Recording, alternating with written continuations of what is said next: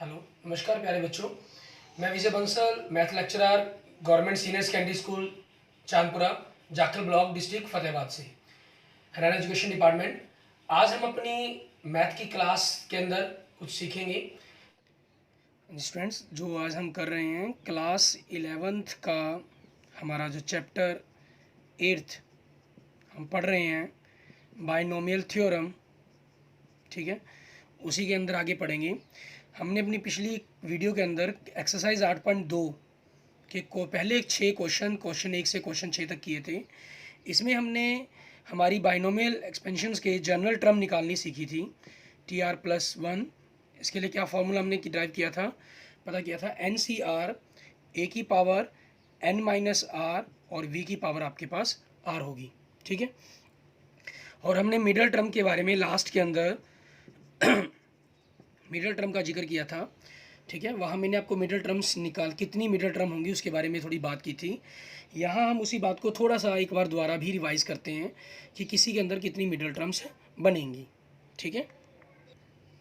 हमारी जो middle terms हैं, अगर ये डिपेंड करती हैं कि आपके पास नंबर ऑफ़ टर्म्स कितनी होंगी, ठीक है।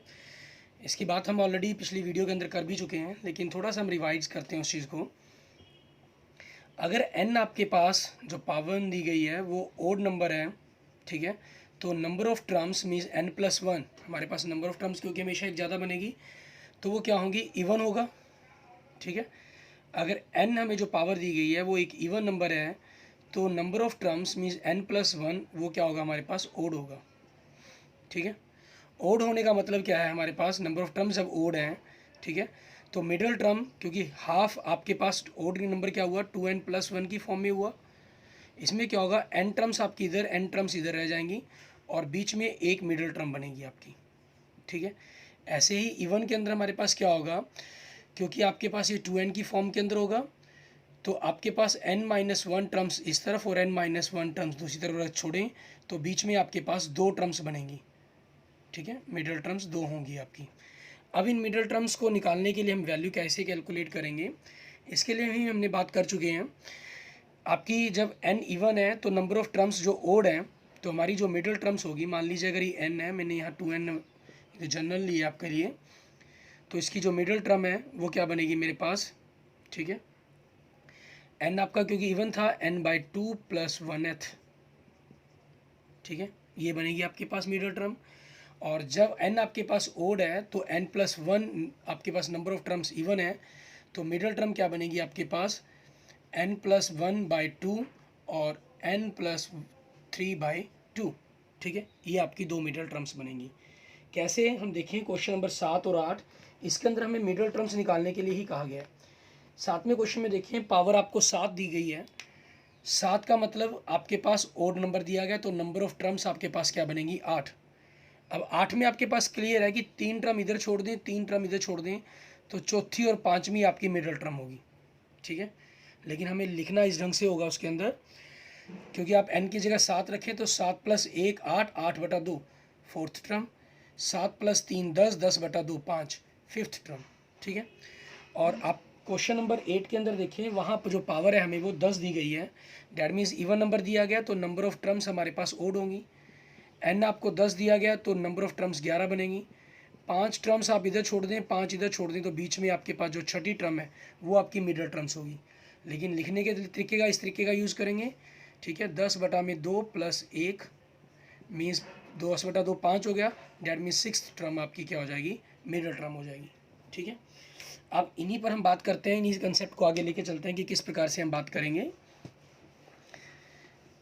ये थोड़ी सी जनरल हमने एक रफली सा बनाया है ढांचा। 7वें क्वेश्चन में देखते हैं, क्वेश्चन नंबर 7, ठीक है। आपको एक्सपेंशन क्या दी गई है वो देखिए। सबसे पहले तो एक्सपेंशन दी गई है आपको 3 - x³/6 की पावर 7, 3 - x³/6 की पावर 7, इन्होंने कहा है मिडल टर्म्स निकालें, ठीक है। क्योंकि n = 7 इसलिए, ठीक है, नंबर ऑफ़ टर्म्स क्या होंगी पहले वो बताना हमारे लिए ज़रूरी है। 7 + 1 = 8, ठीक है। हमारे पास नंबर ऑफ़ टर्म्स कितनी होंगी, 8 होंगी। सो मिडल टर्म्स क्या बनेगी हमारी इसके अंदर, जैसे फॉर्मूले से ही क्लियर आपका 7/7 + 1/2 और 7 + 3/2, डैट मीन्स फोर्थ टर्म और फिफ्थ टर्म, ये आपकी मिडल टर्म्स होंगी। ठीक है, अब हमें फोर्थ टर्म ज्ञात करनी है। आप जानते हैं इसको हमने हमेशा क्या करेंगे, 3 + 1 मीन्स R+1 की फॉर्म के अंदर ही लिख कर करेंगे, क्योंकि जनरल टर्म का ही फार्मूला यूज़ होना है हमारे पास। जनरल टर्म का फार्मूला क्या है हमारा, NCR, ठीक है, A की पावर n-r और B की पावर आपके पास r, ठीक है। तो उस चीज़ के अकॉर्डिंग n कितना है हमारे पास यहाँ पर 7, ठीक है, 7 कॉम्बिनेशन 3, ठीक है। तो उसके साथ हमारे पास आगे A हमारे पास कितना है 3, तो 3 की पावर आपके पास फार्मूले के मुताबिक n-r मीन 7 - 3 4, डायरेक्ट लिख सकते हैं, कोई ज़रूरी नहीं है 7 - 3 लिखिए आप, -x³/6 की पावर आपके पास r, डैट मीन्स द 3, ठीक है, इसको लिखा हमने। अब इस चीज़ के अकॉर्डिंग हम इनकी वैल्यू सॉल्व करते हैं। 7 कॉम्बिनेशन 3, 7 फैक्टोरियल, 7 फैक्टोरियल को हमने खोल के लिख लिया, 7 × 6 × 5 × 4 फैक्टोरियल। 4 फैक्टोरियल तक क्यों बंद कर रहा हूँ, क्योंकि 7 - 3 4 फैक्टोरियल आएगा, और इंटू 3 फैक्टोरियल 3 × 2 × 1, हमारे पास ये चीज़ आ जाएगी वैल्यूज़ हमारी।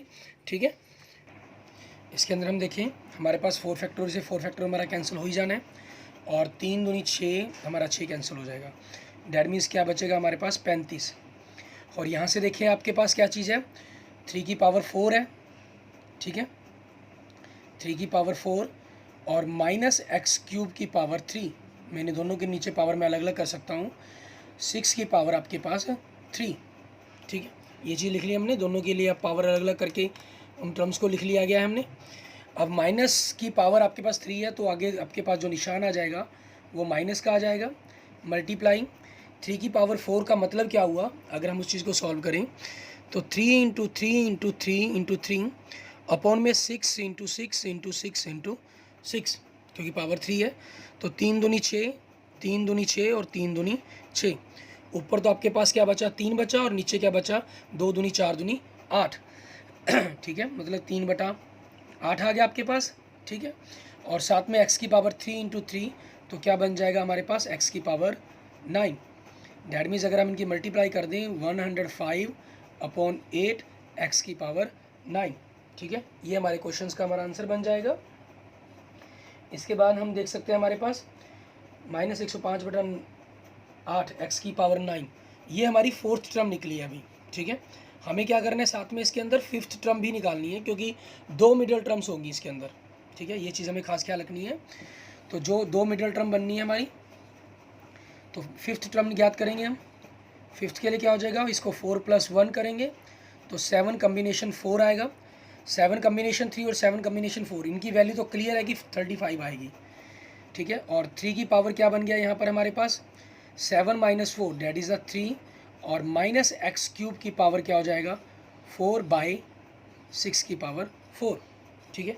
आप इसको सॉल्व करते हैं तो ये हमारे पास 35 हो गया, ठीक है, और 3 की पावर 3, 6 की पावर 4, आप अगर यहाँ ध्यान दें थोड़ा सा समझें तो 3 × 3 × 3 बटा में 6 × 6 × 6 × 6, 3 दूनी 6, 3 दूनी 6, 3 दूनी 6, ये कट गए, तो 6 दूनी 12, 12 दूनी 24, 24 दूनी 48, मीन्स आपके पास बटा में क्या आ जाएगा 48 आ जाएगा।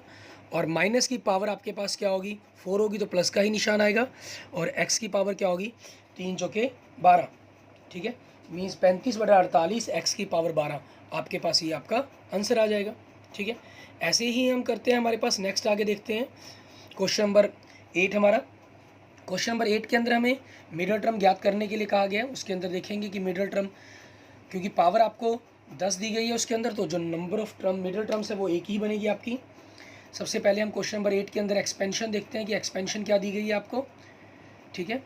एक्सपेंशन दी गई है x/3 + 9y, ठीक है, हमारे पास x/3 + 9y, और इन सभी की पावर कितनी दी गई है हमें 10 दी गई है पावर इसकी, ठीक है। अब देखें आपके पास क्योंकि n कितना है 10 है, सो नंबर ऑफ टर्म्स, ठीक है, कितनी होंगी वो 10 + 1 11 होंगी। सो मिडल टर्म क्या बनेगी हमारे पास इसके अंदर, अगर हम ध्यान दें t 10 + बटा में 2 + 1 मतलब 5 + 1 6, डैट मीन 6 टर्म बनेगी हमारे पास। अब जब हमें 6 टर्म निकालनी होगी तो हम इसको 5 + 1 लिखेंगे। Formula n 10 combination r 5 a मतलब x/3 की पावर आपके पास क्या हो जाएगा, n - r मतलब 10 - 5 5 इंटू v 9y की पावर r। अब 10 कम्बिनेशन 5 की वैल्यू निकालनी है आपको, ठीक है। उसकी वैल्यू कैलकुलेट करेंगे आप, 10 गुना 9 गुना 8 गुना 7 गुना 6 गुना 5 फैक्टोरियल बटा में 5 फैक्टोरियल, ठीक है। इसको हम रफली सॉल्व कर लेते हैं। 5 गुना 4 गुना 3 गुना 2 गुना 1, 5 फैक्टोरियल से 5 फैक्टोरियल कट गया हमारे पास, ठीक है। हम इसकी रफली वैल्यू निकाल रहे हैं अलग से। और यहाँ ध्यान दें अगर हम, तो 4 दूनी 8 कट गया हमारे पास, 3 दूनी 6 2 पे कट गया, और 5 दूनी 10 2 पे कट गया हमारे पास, ठीक है। तो अब इनकी कैलकुलेट्स करेंगे अगर हम, 9 सत्ते 63, 63 दूनी, ठीक है, हमारे पास बचा 2 गुना में 9 सत्ते 63 गुना में 2, ये हमारे पास हमारा इसके कम्बिनेशन की वैल्यू आई है, ठीक है। और यहाँ से x की पावर 5 अपॉन 3 की पावर 5 हुआ, और 9 हमारे पास 3 की पावर 2 होता है, ठीक है। 3 की पावर 2 इंटू 5 3 की पावर 10 हुआ, और y की पावर 5 हुआ, तो ये इसे कट जाएगा तो पावर 5 बचेगी हमारे पास, ठीक है। हम इनकी गुना कर दें, 63 दूनी 126, 126 दूनी 252, ठीक है। और 252 को हम 3 की पावर 5 मतलब 243 से गुना कर देते हैं, तो हमारे पास क्या बनता है, 61,236, ठीक है। 61,236 x की पावर 5 y की पावर 5, ठीक है। ये हमारा आंसर बन जाएगा इस क्वेश्चन का, ठीक है। और इसके बाद हम देखते हैं हमारा next question, question number 9। Question number 9 देखते हैं। हमारे पास हमें एक्सपेंशन दी गई है 1 + a की पावर m + n। हमें इन्होंने कहा है कि prove that coefficient of the a की पावर m एंड a की पावर n आर इक्वल। तो हम सबसे पहले इसकी जनरल टर्म निकाल लेते हैं कि जनरल टर्म क्या बनेगी इसकी हमारे पास।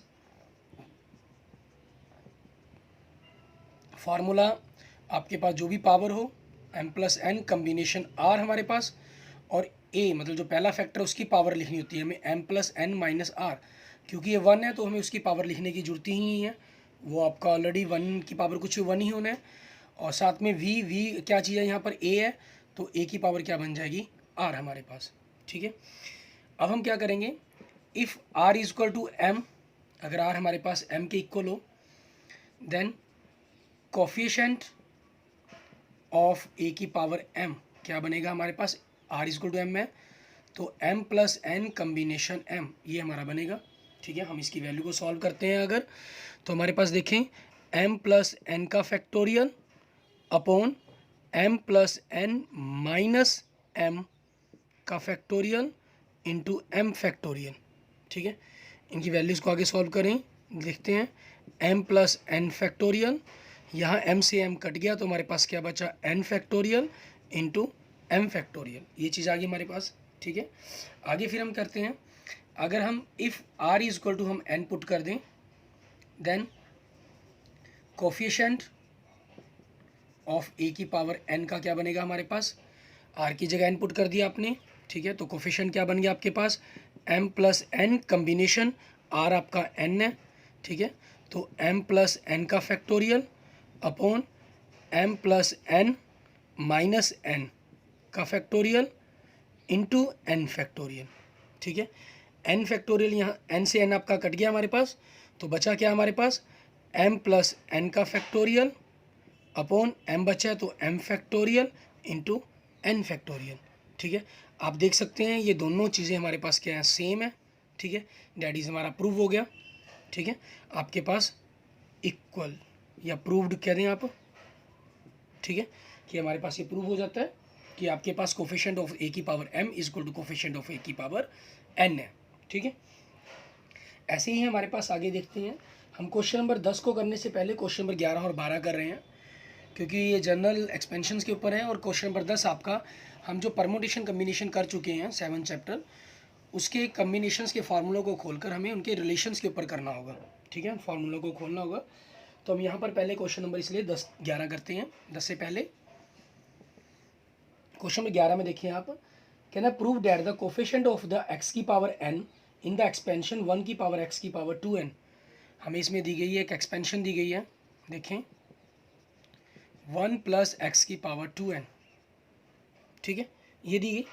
हमें इसकी x की पावर n का कोफिशिएंट देखना है क्या होगा, वही जनरल टर्म निकालने इसकी पहले तो,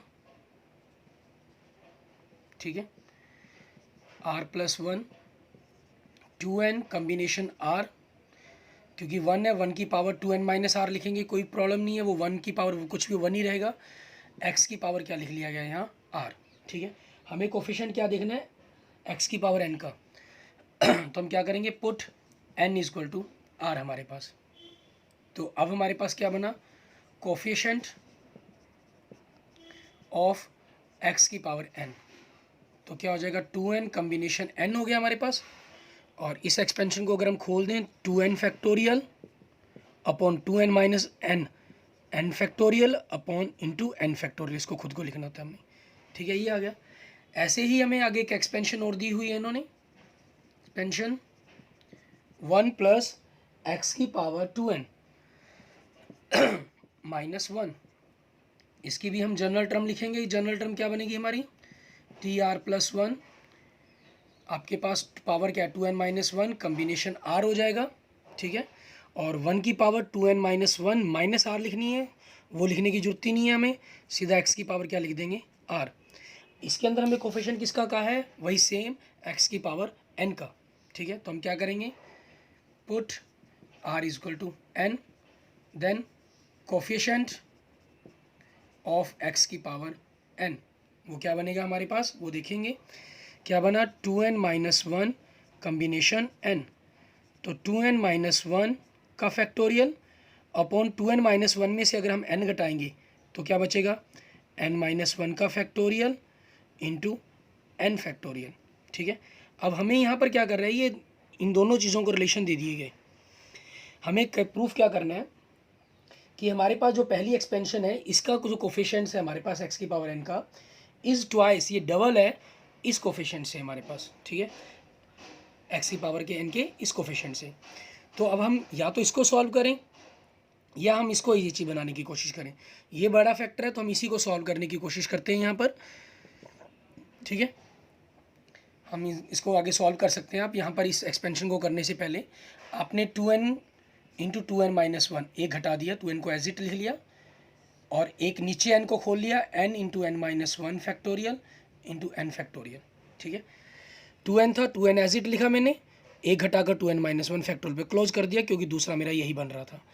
एक n फैक्टर को खोलना शुरू किया, n लिखा, एक घटाकर n माइनस 1 उस पर रोक दिया क्योंकि नीचे आपके पास यही था, दूसरा n फैक्टोरियल आपके पास था।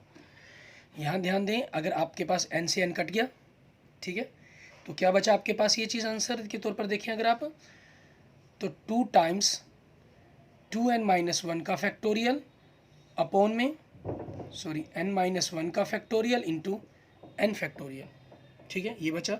डैट मीन्स आपके पास ये 2 गुना में आ गया, ये चीज़ आपकी और ये चीज़ सेम आ रही है और ये ट्वाइस इसका डबल आ गया। That means expansion coefficient of the x की power n in the expansion this is twice the coefficient of the x की power n in the expansion this, ठीक है, ये हमारे पास हमारा प्रूफ हो जाएगा। आप इसको लास्ट लाइन में लिख देंगे जो स्टेटमेंट दी गई है गिवन आपको, ठीक है।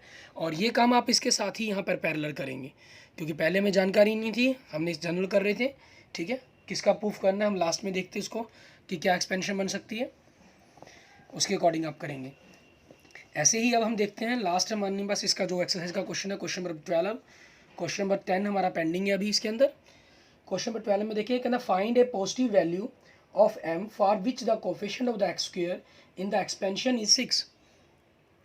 हमें एक्सपेंशन दी गई है इसके अंदर, आप ध्यान दें 1 प्लस एक्स की पावर m, हम इसकी जनरल टर्म निकालते हैं, ठीक है, TR+1 वो क्या होगी m कम्बिनेशन r हमारे पास, क्योंकि पावर m दी गई है हमें। 1 की पावर आप m माइनस आर लिखेंगे, वो लिखने की जरूरत ही नहीं, आप जैसे जानते हैं, ठीक है। तो x की पावर क्या बन गई आपकी r। हमें क्या कहा इन्होंने, एक्स स्क्वायर का कोफिशिएंट कहा है, ठीक है, कोफिशिएंट ऑफ एक्स स्क्वायर कहा है। तो हम क्या करेंगे, पुट, यहाँ स्क्वायर चाहिए आपको तो पुट r इक्वल टू 2, ठीक है, ये चीज़ हम पुट करते हैं इसके अंदर। तो क्या फिर हो गया हमारे पास कोफिशिएंट ऑफ एक्स स्क्वायर, क्योंकि 2 पुट कर दिया तो m कम्बिनेशन 2 ये बन गया। और ये गिवन है हमें, क्या गिवन है, 6 के इक्वल गिवन है ये, ठीक है, ये वैल्यू हमें गिवन है, क्योंकि गिवन है ये आपको। अब इस हमें m की वैल्यू निकालनी है, तो इसको खोल सॉल्व करेंगे। m factorial upon m minus 2 factorial into 2 factorial equal to 6 हमारे पास। ठीक है, आगे चलते हैं हम इसके अंदर। m फैक्टोरियल को खोला हमने, m एक घटाकर m माइनस 1, एक फिर घटाकर m माइनस 2 फैक्टोरियल पर क्लोज कर दिया, क्योंकि हमारे पास m माइनस 2 फैक्टोरियल है नीचे। ठीक है, और दूसरी तरफ हमारे पास 6 है, तो हमने क्या कर दिया, 2 फैक्टोरियल को पहली तरफ दूसरी तरफ जाके गुना कर दिया। m माइनस 2 कट गया आपके पास ये चीज़ें, ऊपर क्या बचा, m इंटू एम माइनस 1, उधर क्या है आपके पास 12। ठीक है, अब आपके पास यहाँ पर तो वैसे देखेंगे ये दो ही बने हैं। ठीक है, m स्क्वेयर माइनस 1m करके आप क्वाड इक्वेशन बना सकते हैं यहाँ से इस तरीके से। ठीक है, m की वैल्यू निकाल सकते हैं। ठीक, लेकिन कई बार आपके पास ये ज़्यादा बन जाते हैं।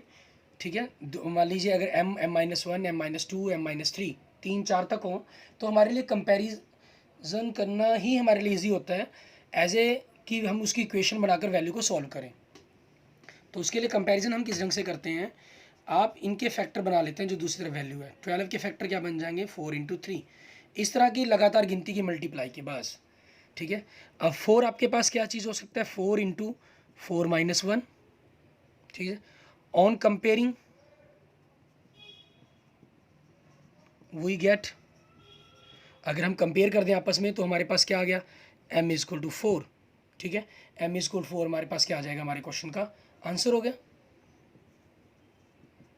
ठीक है, क्योंकि कंपेयर किया, m गुना माइनस 1 है, ये 4 इंटू 4 माइनस 1 है, दोनों इक्वल है आपस में, तो m क्या होना चाहिए, 4 होना चाहिए। ठीक है, इसके बाद देखते हैं हम क्वेश्चन नंबर लास्ट हमारा, जो हमने इस क्वेश्चन एक्सरसाइज का अभी छोड़ा था पीछे, क्वेश्चन नंबर 10। ठीक है, उसके बारे में बात करेंगे हम। उसमें क्या दे रहा है, पहले उस बात को देखते हैं। कहना coefficient of the r minus 1th term, rth term and r plus 1th term, इन सभी कोफिशिएंट्स की बात कर रहे हैं in the expansion x plus 1 की पावर n। ठीक है, हमें एक्सपेंशन क्या दी गई है वो देखते हैं क्वेश्चन नंबर 10 के अंदर। 1 प्लस एक्स की पावर n, ये हमें एक्सपेंशन दी गई है। अब इसी चीज़ के अकॉर्डिंग, ठीक है, हमें 1 प्लस एक्स की पावर n एक्सपेंशन दी गई है, हम इसके अकॉर्डिंग काम करते हैं। हमें r माइनस 1, rth और r प्लस 1th के कोफिशिएंट की बात कही है इन्होंने, तो हमें सबसे पहले तो उन टर्म्स को निकालना पड़ेगा। ठीक, तो हम इसकी जनरल टर्म का अगर हम फॉर्मूला लिखते हैं, जनरल टर्म, ठीक है, जनरल टर्म भी लिखने की जरूरत नहीं है हमें, हम सीधा ही इसके बात करते हैं। नहीं, जनरल टर्म तो करनी ही पड़ेगी, तभी हम एक थोड़ा सा क्लियर होगा आपको कंसेप्ट। हम यहाँ पर r ना लिखकर इसको r प्लस 1 लिख रहे हैं। ठीक है, r प्लस 1 के रूप में लिख रहे हैं इसको, ये क्या बन जाएगा, n कम्बिनेशन r आपका हमने कैपिटल R के रूप में यूज़ कर रहे हैं, 1 आपका ख़त्म हो गया और x की पावर क्या हो गया, कैपिटल R। ठीक है, अब इन्होंने कहा है हमें r माइनस 1th टर्म, ये टर्म की बात कर रहा है, r माइनस 1th टर्म, तो r माइनस 1th टर्म क्या बनेगी, आप जानते हैं जो भी कुछ हो उसके साथ प्लस 1 होना ज़रूरी है। ठीक है, तो इसके अंदर हमारे पास हमें क्योंकि इसका कोफिशिएंट देखना है, ठीक है, कोफिशिएंट, ठीक, हम साथ में कोफिशिएंट की ही बात करके चलेंगे सीधी। यहाँ पावर कुछ भी हो, हमें कोई प्रॉब्लम नहीं है, कोफिशिएंट तो ये बनेगा हमारा n कम्बिनेशन क्या हो गया, r माइनस 2। ठीक है, इसकी वैल्यूज़ को हमें देखना होगा। ऐसे ही हम देखते हैं, आगे बात करते हैं, कोफिशिएंट ऑफ टर्म क्या है, rth, means coefficient of term, r को हमें लिखना तो r माइनस 1 प्लस 1 करना पड़ेगा हमें इसको। ठीक है, क्योंकि हम जानते हैं हमें इस ढंग से ही लिखते हैं, इसको हमारे पास लिखा गया। ठीक है, तभी हम उसके अकॉर्डिंग फार्मूले में पुट कर पाएंगे उसको। तो ये क्या बन जाएगा, n कम्बिनेशन कैपिटल R क्या हो गया यहाँ पर, r माइनस 1, ये हमारा कोफिशिएंट हो गया। ऐसे ही हम कोफिशिएंट ऑफ t की पावर r प्लस 1 का लिखते हैं, यहाँ ऑलरेडी r प्लस 1 है ही हमारे पास, तो इसका कोफिशिएंट क्या बन जाएगा, NCR। ठीक है, ये बन गया। आगे क्या दिया इन्होंने, इन तीनों की ratio n combination r minus 2 factorial. ठीक है, आप इसको अगर वैल्यू को सॉल्व कर लें, n factorial upon n minus r, minus के कारण आपका ये प्लस 2 हो गया, इंटू r माइनस 2 फैक्टोरियल। इसको सॉल्व करें तो n factorial n minus r, minus के कारण आपका ये +1 बन जाएगा factorial into r minus 1 factorial, ठीक है। और आपके पास यहाँ क्या बन जाएगा, n factorial n minus r factorial into r factorial. और इन तीनों की जो रेशो दी गई है हमें, ठीक है, हमें जो तीनों ही फंक्शंस की रेशो दी गई है वो आपको क्या दी गई है, 1:3:5, ठीक है। हमें इन तीनों की रेशो दी गई है, हमें उस रेशोज़ का यूज़ करना होगा कंसेप्ट के अंदर। हम क्या करते हैं, यहाँ एक जनरल इक्वेशन बनाकर छोड़ लेते हैं।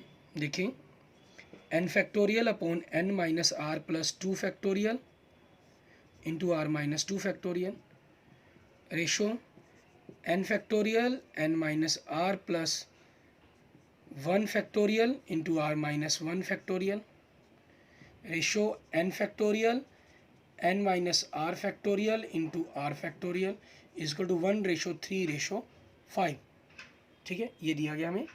इसके अंदर आपको चीज़ का खास ख्याल रखना है कि आपके पास ये तीनों ही नोट होने चाहिए आगे के क्वेश्चंस के लिए, क्योंकि बोर्ड में हमारे पास जगह कम हो जाएगी। तो हम दोनों को एक एक पार्ट्स को सॉल्व करके पहले एक एक्सपेंशन बनाएंगे। इसमें आपके पास 3 रेशो है, आपकी चॉइस है, आप पहले 2 रेशो को इक्वल रख लें, वहाँ से एन आर की इक्वेशन बना लें, ठीक है, या सेकंड थर्ड को इक्वल रख लें फिर एक इक्वेशन बना लें, फर्स्ट थर्ड की रेशो को इक्वल रख लें, ए रेशो ले लें, उनको वहाँ से एन आर की इक्वेशन बना लें। मतलब 3 इक्वेशन बन सकती हैं आपकी, लेकिन आपको जो रिक्वायरमेंट है वो 2 इक्वेशन की है, हमें तीसरी इक्वेशन नहीं चाहिए, तो हम 2 ही इक्वेशन बनाएंगे यहाँ से। उसको देखते हैं हम किस तरीके से करेंगे। अब देखें, हमारे पास पहले हमने इन दोनों फर्स्ट और सेकंड के लेके चलते हैं। N factorial upon n minus r plus 2, ठीक है, मैं इसके साथ लेके चल रहा हूँ, तो आपका इसके -1 करने पर ये 1 बन जाएगा। तो मैंने n minus r into n minus r plus 1 factorial पर क्लोज कर दिया इसको। ये आर माइनस 2 है, आर माइनस 2 फैक्टोरियल, ये रेशो में है, रेशो मतलब इसके बटा में लिखा जाएगा, तो ये आपकी रकम जाके दूसरी तरफ क्या हो जाएगी, पलट जाएगी, एन फैक्टर नीचे आ जाएगा, एन माइनस आर प्लस 1 ऊपर आ गया आपके पास, और ये क्या है, आर माइनस 1 है, आर माइनस 1 आर माइनस 2 से बड़ा होता है, तो मैंने आर माइनस 1 लिखा और ये घटाकर आर माइनस 2 फैक्टोरियल कर दिया और इक्वल 1/3, क्योंकि मैं पहली 2 रेशो लेकर चल रहा हूँ इसके अंदर। यहाँ देखिए, एन फैक्टोरियल से एन फैक्टोरियल कट गया आपके पास, N minus R 1 minus plus 1 से एन ये कट गया, आर माइनस 2 से आर माइनस 2 कट गया हमारे पास, तो बचा क्या ऊपर आपके पास, आर माइनस 1 और नीचे n minus r plus 2 y equal 1/3। अब हम यहाँ से इक्वेशन बनाएंगे, इनको आपस में चेंज कर दिया, मल्टीप्लाई कर लें cross sorry, n minus r plus 2 इधर 3 से मल्टीप्लाई किया तो 3r minus 3, N minus are, ये 3r इधर आके माइनस का हो जाएगा, प्लस 2 ये 3 इधर आके प्लस का हो जाएगा, तो इक्वेशन क्या बन गई, n minus 4r plus 5 equal to 0, ठीक है।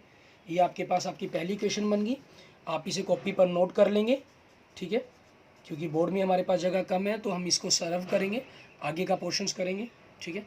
ये फ़िलहाल अभी हम लिखा रख रहे हैं इसलिए ताकि आपको समझने में आसानी रहे।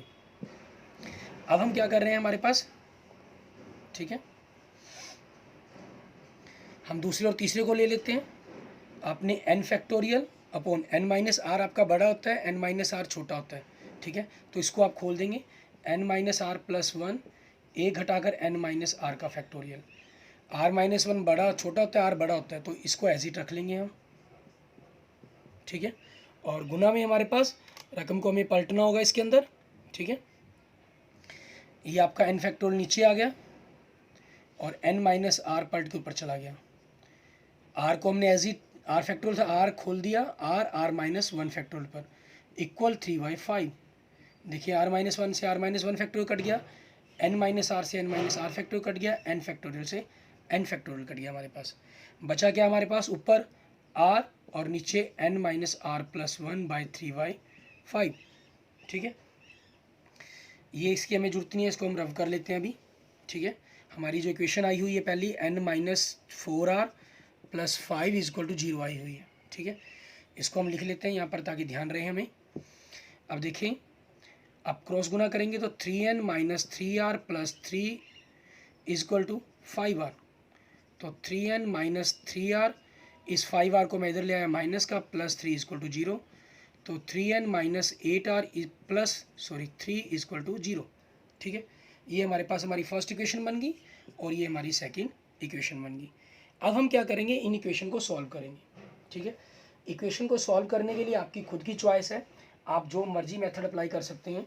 ठीक है, आप चाहे, हमने 10वीं क्लास में 3-4 मेथड सीखे हैं, बाय इंस्पेक्शन मेथड करें, सब्स्टिट्यूट मेथड करें। ठीक है, जो मर्जी मेथड करें वो आपकी चॉइस पर डिपेंड करता है। ठीक है, उसमें कोई प्रॉब्लम नहीं होती एग्ज़ाम के अंदर चेक करने वाले को। ठीक है, दूसरी इक्वेशन आपके पास ये है। ठीक, first equation and the second equations हमारे पास। अब हमें इसकी वैल्यू कैसे निकालनी है। ठीक है, चाहे क्रॉस मल्टीप्लिकेशन मेथड यूज़ करें। सबसे ज़्यादा आपको जो यूज़ करते थे आप 10th क्लास में, ठीक है, मोस्टली आपने किया भी होगा, क्रॉस मल्टीप्लिकेशन मेथड यूज़ किया होगा, उसी का हम यूज़ करते हैं। देखते हैं n अपॉन r1, क्योंकि आपके जो कोफिशेंट्स है, कांस्टेंट कोफिशेंट है, इसको इस तरफ लिखा गया है इसलिए 1 हो जाएगा। 2312 से हमारे पास -4 -8 5 3 1 3 -4 -8। ठीक है, n बटा में इनकी मल्टीप्लाई -12 -8 5 40 -40 तो +40 हो गया। r बटा में 5 3 15 -3 1 बटा में -8 3 को -4 से किया -4 आएगा, -12 आएगा, तो माइनस का ये क्या बनेगा प्लस। तो n बटा में आपके पास 28 आ गया, r बटा में 12 आ गया और 1 बटा में 4। ठीक है, फिर इसकी वैल्यू कैलकुलेट करने के लिए क्या करते थे, आप फर्स्ट और थर्ड को इक्वल रखते हैं। n बटा 28 बराबर 1/4, तो n कितना हो गया 28/4, डैट इज़ 7। ठीक है, और फिर सेकंड और थर्ड को इक्वल रखते हैं। r बटा 12 बराबर में 1/4, तो r कितना हो गया आपके पास, 12 उधर ऊपर चला गया गुना करके, तो 12/4 3, मतलब n आपके पास 7 और r आपके पास कितना आ गया 3 आ गया। ठीक है, ये हमारे क्वेश्चन का आंसर हो जाएगा। ठीक है, इसी तरह से हमारे ये जो क्वेश्चन है, चैप्टर है हमारा 8th चैप्टर, वो कंप्लीट हो जाता है। इसके मिसलेनियस एग्जांपल्स हैं या क्वेश्चंस हैं, आप अपनी प्रैक्टिस के लिए इस कंसेप्ट को और अच्छे ढंग से समझने के लिए कर देख सकते हैं। इनके एग्जांपल सारे करके देखेंगे। किसी भी एग्जांपल्स में या मिसलेनियस क्वेश्चंस के अंदर या मिसलेनियस एग्जांपल्स के अंदर कोई भी आपको प्रॉब्लम आती है, ठीक है, तो आप मुझे कमेंट बॉक्स में कमेंट कर सकते हैं, और आपकी कोई प्रॉब्लम होगी तो मैं नेक्स्ट वीडियो में आपको वो एक्सप्लेन कर दूँगा। ठीक है, ओके, थैंक यू स्टूडेंट्स। आप मेरी वीडियो को अगर पसंद आए तो प्लीज़ इसे लाइक करें, अपने दोस्तों के साथ जो क्लास +1 में पढ़ रहे हैं और मैथ रखना चाहते हैं या मैथ रखा हुआ है, उनके साथ इनको शेयर करें। ठीक है, और उनको ज़रूर बताएं कि बड़े अच्छे ढंग से आप अपने मैथमेटिक्स को किस प्रकार से कर सकते हैं। Okay, thank you students.